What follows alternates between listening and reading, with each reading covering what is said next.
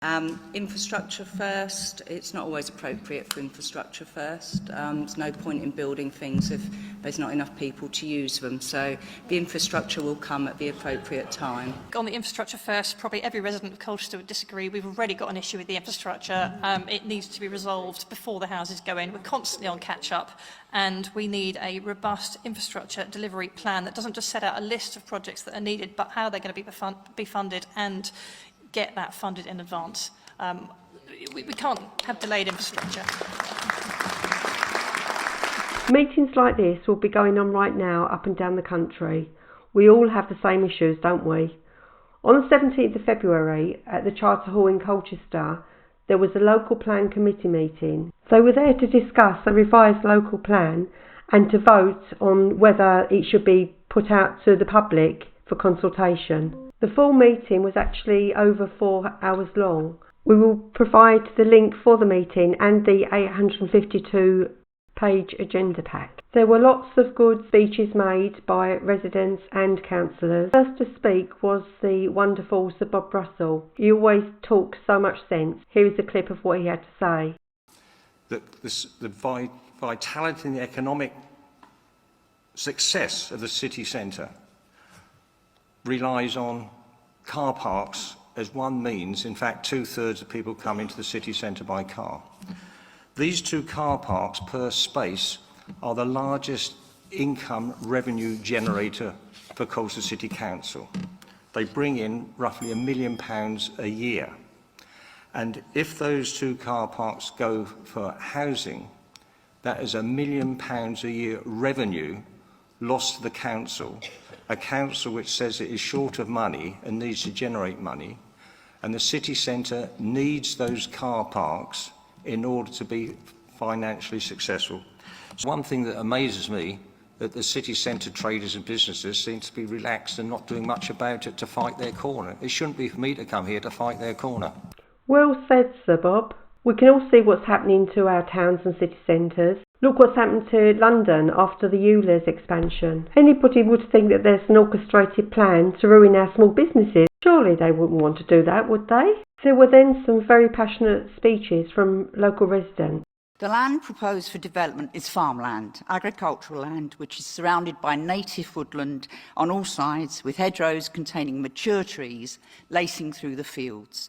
Food is grown in the fields: wheat, barley, maize. In a survey conducted by the UK government in 2024, it was stated that food security needs to be at the heart of plans for growth, and that the long-term decline of the UK's natural capital, i.e. farmland, is a pressing risk to UK food production. Good evening, my name's Alistair Hunter. I'm a resident of Langham and a local councillor.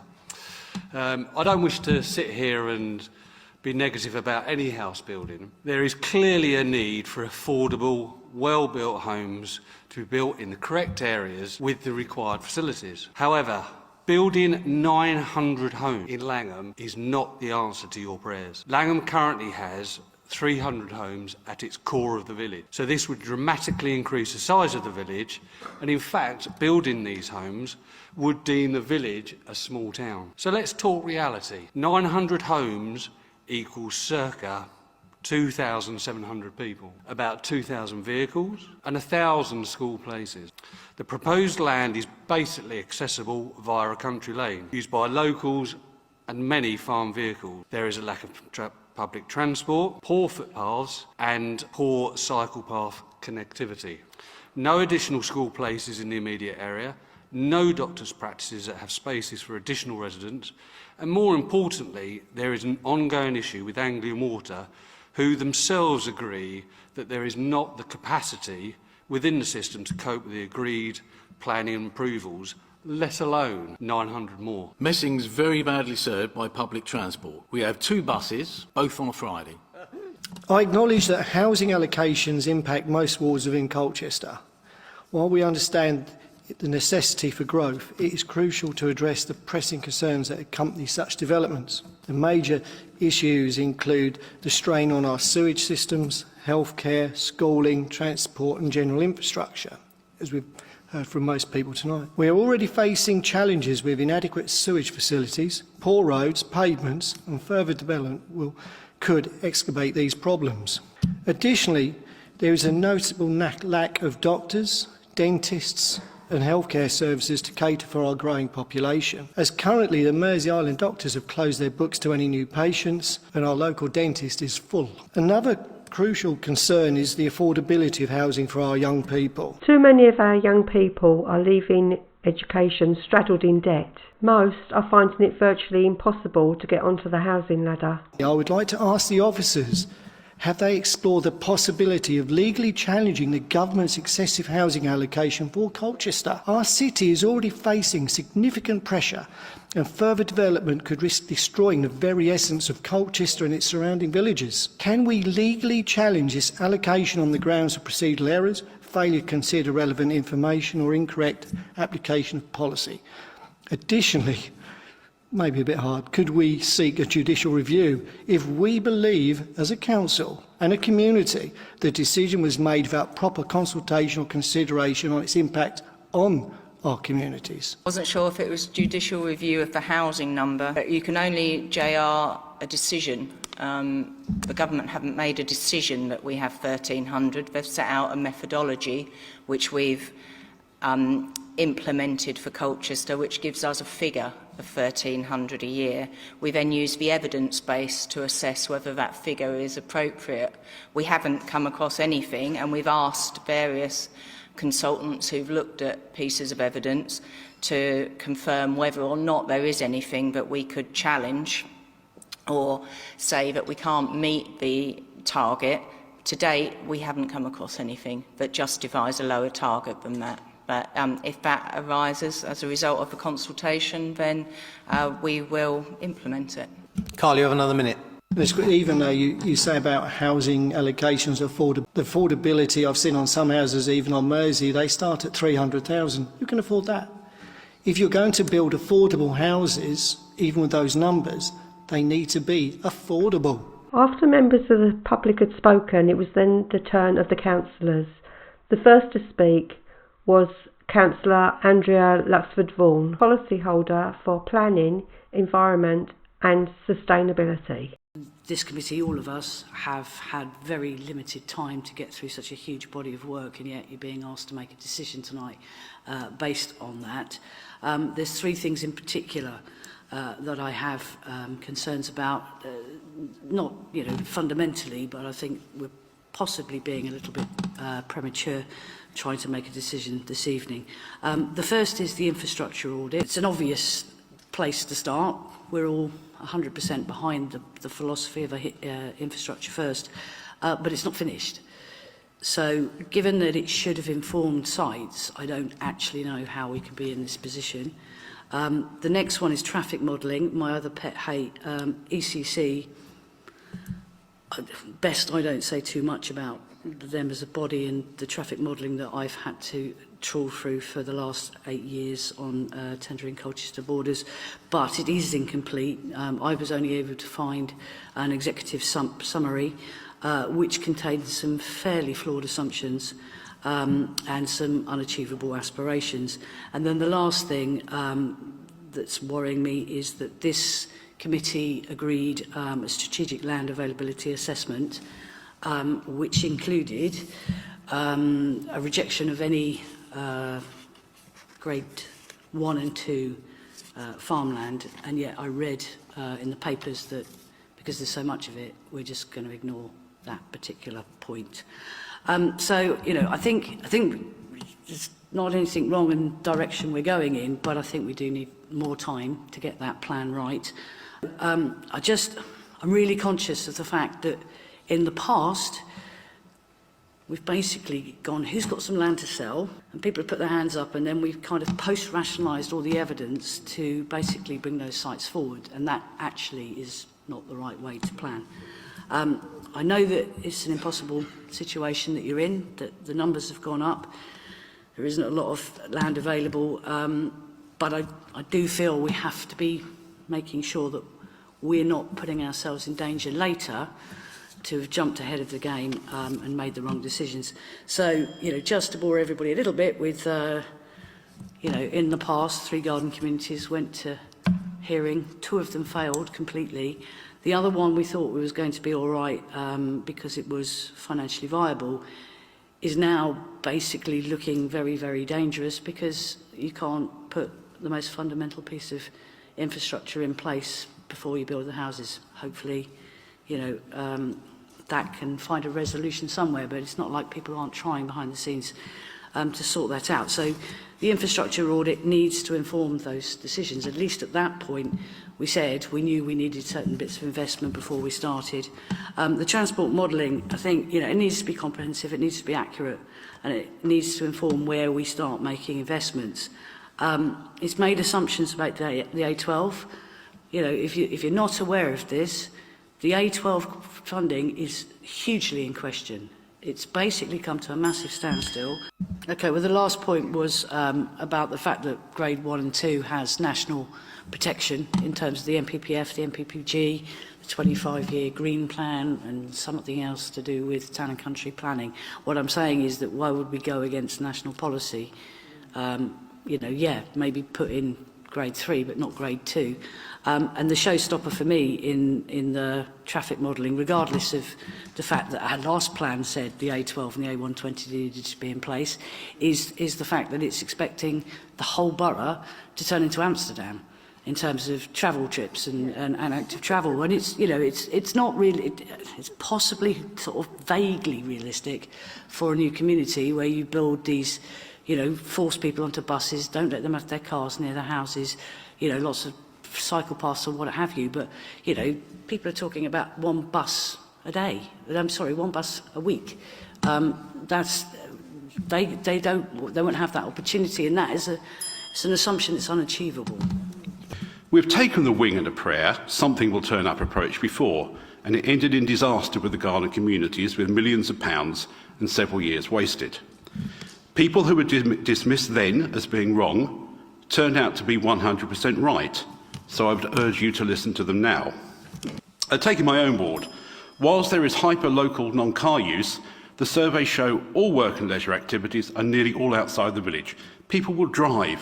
You are not going to get people walking or cycling down the B1022 on a dark, wet November evening. If any committee members want to give it a try, then good luck to you, but we'll probably need a bigger budget for by-elections. The something will turn up approach has caused endless problems at the tendering Colchester borders, where still nothing has turned up and there is still no road funding. A statement by a government minister saying there is no funding for the link road has meant a key planning condition cannot be met and left the whole project in danger of collapse. Are we sure that we can deliver the kind of housing that we need? Because every time I talk on this subject, people always talk about the people on the housing waiting lists, the families in temporary accommodation, and it's quite right that they do so. But we have had huge development in the Colchester area over the last 30 years or so, and we seem to have more and more people on those housing waiting lists. And I've made a prediction on social media, and I'd love for this to be proven wrong. I was proven wrong about whether Middlewick could be taken out of the local plan, and all credit to Councillor Kirkby Taylor, who always said that could happen. But I've predicted that at the end of the building of these 11,000 houses, there'll be more people on the housing waiting list than now. You're right to be concerned, Councillor Gocher. The Council's strategic plan outcomes states that it wishes to deliver homes for those most in need. Affordable housing is not just an issue for Colchester, it's a national problem. You just have to look at sites like Rightmove to have a look at the unaffordable prices, whether you want to buy or rent a property. Building 30% affordable homes means that they are actually going to be building 70% plus unaffordable homes. New regulations being enforced on landlords is also going to exacerbate the situation.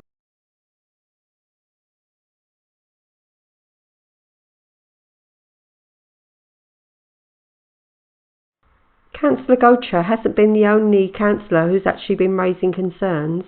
This was in a previous planning committee meeting. I know from my hat with CBH that we're putting people into housing association houses which are, quote, affordable, and they are most certainly not affordable for people, so that need is just going to keep growing exponentially. I think we've got a real challenge there. So we're all seeing houses and concrete jungles appearing everywhere. So who's actually buying all of these properties? If anybody has any information, then please comment below, because we will all be interested.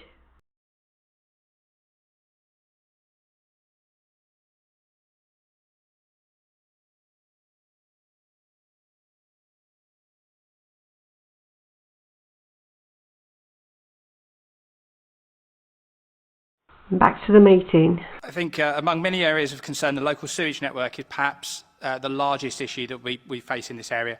80 planned homes for Langham have been stalled at 23 homes for over 2 years now, with the Environment Agency unwilling to provide sign-off. None of the 23 homes that have been built under the current local plan should in retrospect have been approved. Sewage overflows into streets, gardens and homes are happening more and more frequently. One resident has had their garden flooded with sewage 6 times in the last 3 years.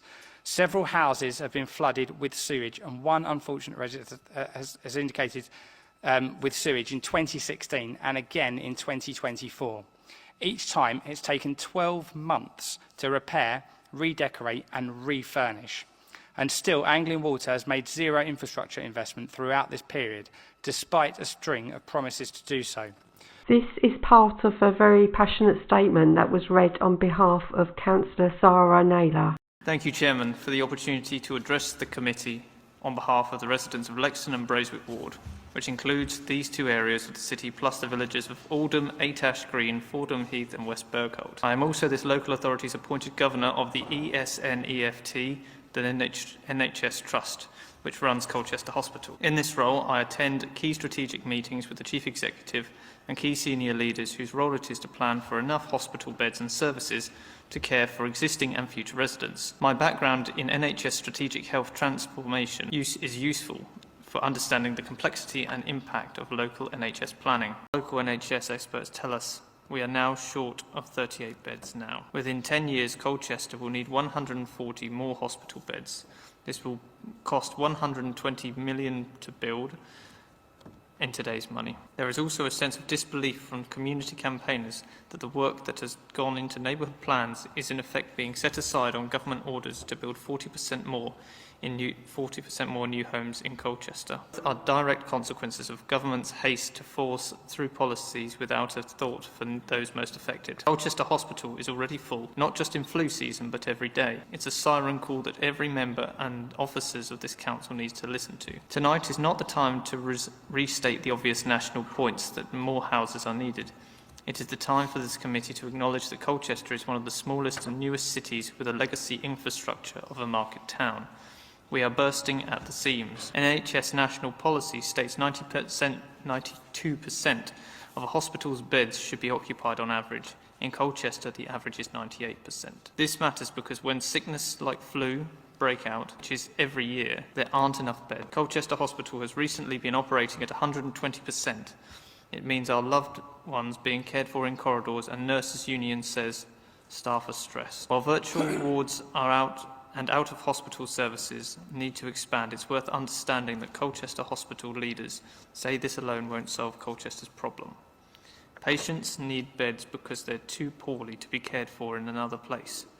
There is no getting away from the fact. This committee has the opportunity to send a message that it will not tolerate. Why are you shaking your head, Councillor Young? The dismissal of residents and council taxpayers who do the right thing and play by the rules. Fair to say those in touch with me cannot see how Colchester could absorb a further 11,000 new houses without more hospital beds, GPs, school places and improved roads. The draft local plan is premature. I urge the committee not to approve a draft local plan for consultation until these vital matters are fully addressed. Thank you. No response to that one. Okay. What I will say is that I think the Chief Executive of ESNEF, the Hospital Trust, said that a third of the hospital beds are being taken up by people who shouldn't be in hospital. So until we sort out the social care crisis, then there will be enough hospital beds, but we have to sort out social care in this country as well. Perhaps there might be some NHS staff out there who'd like to give us their views on this. please. When Councillor Kelly spoke, he made a very interesting and relevant point. Bearing in mind our current fertility rate in this country is 1.45, so we've got a massively declining population in reality, and we could well end up in a position where we don't need as many houses. The United Nations seem to be really concerned about us and our declining population. On the 21st of March 2000, they prepared this report, Replacement Migration. Is it a solution to declining and ageing population? We are not the only country that has given them cause for concern, but on page 67 it shows us what we can do about it. And it also suggests that the working age of the population should be increased to 72.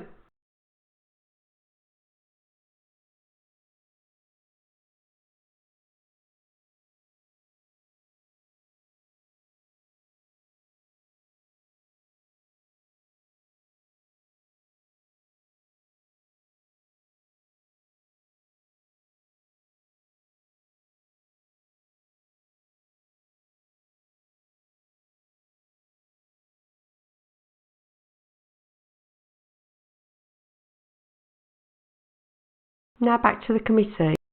I'm pleased that the infrastructure audit is yielding so much useful information about the state of Colchester's infrastructure and, as expected, highlighting our deficits or development constraints, as I tend to refer to them, which conservatively currently are forecast at 300 million come 2041, but will be considerably higher when several missing lines of requirement and costs, such as primary care, are filled in, or when someone points out to ACOM that the A120, A133 link road is far from fully funded at 90.3 million. I mean, far from fully funded.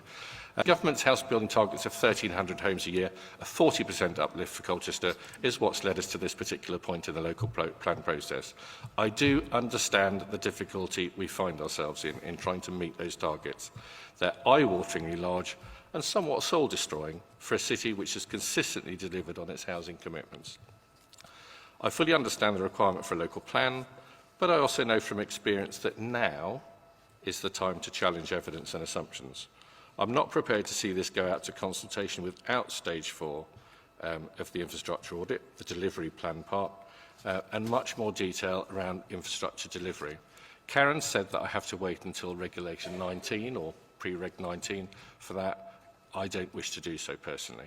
It's key information for this consultation, informs site allocation, and importantly, it's what the planning portfolio has asked for this evening. You're absolutely right. People don't all want to live in Tiptree. That's because the traffic's dire, there's no public transport, and they can't get a doctor's appointment. There's no infrastructure. This plan does not support or show us how we will deliver the infrastructure we desperately need. In my mind, what is fatal to the plan is that we cannot provide the water supply. What our evidence base says is that the Colchester area goes into water deficit this year. If we can't supply water, the plan fails. Absolutely. Next is Karen, one of the officers. Just to reinforce what I said earlier about infrastructure, I can't say that all the infrastructure will be in place at the start. What needs to be in place will be. So things you mentioned, Dave, about roads and things like that, and they'll certainly need to be in place. So the roads certainly need to be in place. We have to remember that.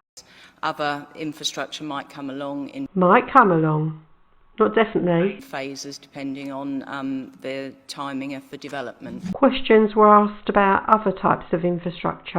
Health service, less so, I would say. Bus services, what we can do through new development is secure subsidised buses.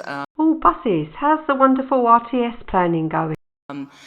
Developers can pay for a service to operate for a certain period of time. The idea being that it will become feasible and viable as residents move in, that sort of thing. So there's things we can do around bus services, but less so about some other infrastructure. And then in terms of the A12 schemes, the widening scheme, we are awaiting the outcome of the decision on that in terms of the funding. But in the meantime, we're also being proactive and looking at what is achievable without the A12 widening scheme coming forward. So that will all be taken into account as well. What I do need to remind everybody of from the outset is that the local plan is about so much more than just housing, although that's what we tend to focus on. The plan is an opportunity for local people to shape the places where they live, and it helps preserve those assets that everyone values, like the countryside, the coast and the historic environment. Really? Are those things being protected? It also ensures that employment land is provided so that our residents have local jobs. Employment land doesn't pay the bills. Your residents would already have to have good, well-paid jobs to secure a mortgage or rental accommodation. It's not so easy on the employment side and business side as it is in terms of housing. So housing is the easy part, is it? Because all we can do really is ensure that there's sufficient land made available for commercial developers to implement really and develop schemes. So you can't go promising good, well-paid local jobs then, can you? And then there's housing. You said was the easy part. So who will be owning and living in the 70% of the properties that you wish to build that will be totally unaffordable for most people? Most people will acknowledge, and we've heard that as well several times, that there is a housing crisis. There simply aren't enough houses and they're not affordable. People are saying that there are empty properties, but they are not affordable. That is a problem. It isn't an issue that's unique to Colchester, far from it. But we don't really care what happens anywhere else, do we? Speak for yourself, Karen. There are many of us who care what happens outside Colchester, and there are millions of us who care what's happening to the world globally. Some people have had awareness and have been trying to raise issues for decades. Have you heard of Rosa Corey? She was the author of the book Behind the Green Mask, UN Agenda 21. This is part of a very informative discussion that she had with James Corbett in 2012. I will post the link below for the full interview. Well, let's talk about your book and how that came together and the type of research that you've done over the preceding years into this agenda. The book is, basically I wrote the book because I am traveling all over the United States and I just simply wasn't able to go everywhere. And I had the information and was able to put it together in a way that's very clear and understandable, and it's a quick, short read. And in that way I was able to reach a lot more people. Because United Nations Agenda 21 Sustainable Development is a global plan, but it's implemented locally. So this is really important because it doesn't come called Agenda 21, so you have to know what it looks like in your town to be able to recognize it. Well, that's right. In fact, every time we have someone on to talk about Agenda 21, it's everyone has their own way of summing up what that is and how it's unfolding. So what's your take on what is United Nations Agenda 21? Agenda 21 is the action plan. It's the blueprint to inventory and control all land, all water, all plants, all minerals, all animals, all construction, all means of production, all information, all energy, all education, and all human beings in the world.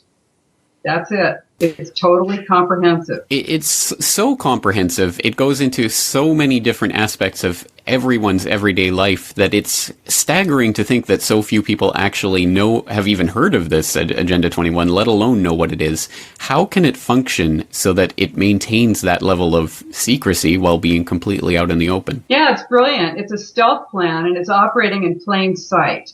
And that is because it's called by so many different names. You'll see it in your town as a regional plan, generally as One Bay Area or Vision 2025 or Our Future 2050, something like that. Because what it is, the plan was signed onto. It was an actual United Nations agreement signed onto in 1992 by our president, George H.W. Bush, along with 178 other national leaders. And you're going to hear that it's an old, dusty plan, that it's not binding, that it has no impact on you. That's a lie. The truth is that it was brought back to the United States through the President's Council on Sustainable Development back in 1993. And all federal agencies changed their policies to conform with United Nations Agenda 21, Sustainable Development.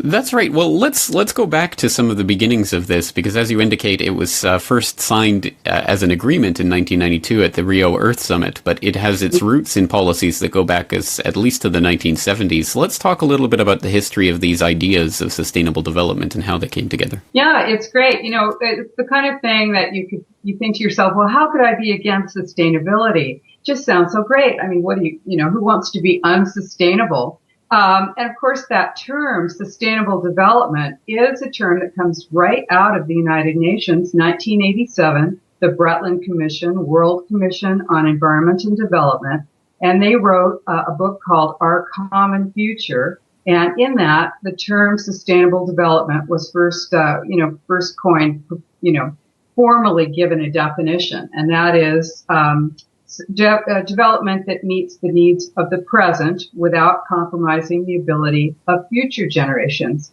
to meet their needs. Sounds great, right? But this has its roots in prior meetings of the United Nations. In 1972 and then again in 1976, the Habitat 1 and 2 determined that land, privately owned land, is actually a threat to the equity, social equity of people on the planet. And this is a very vital part of United Nations Agenda 21 because it actually is an attack on private property ownership. And also, you have to remember that we ourselves are our own most important private property. And this plan actually enables domestic surveillance, the National Defense Authorization Act, drones, and control of all of our activities on the planet.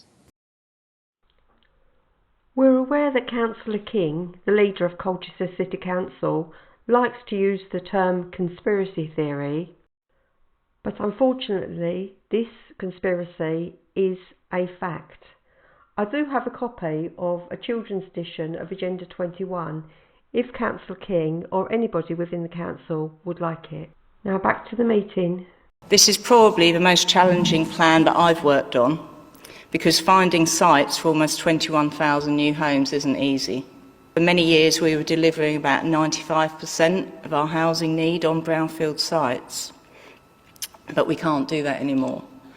And as a result, we do have to look further afield, and this time around it does mean that we're looking at villages to accommodate a lot more housing. What I can say is the draft policy includes 30% affordable housing, although the viability report says that might not be feasible in all scenarios.